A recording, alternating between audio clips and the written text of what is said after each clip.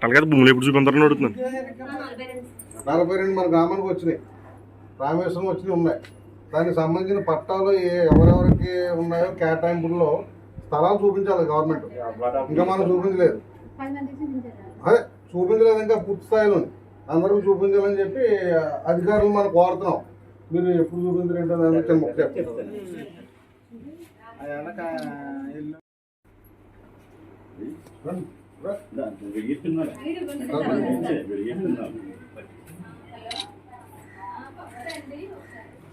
టీషెట్టిపోయిన గ్రామంలో ఇళ్ల పట్టాలు ఇచ్చిన లబ్ధిదారులకి రామేశ్వరం గ్రామంలో కేటాయించారు.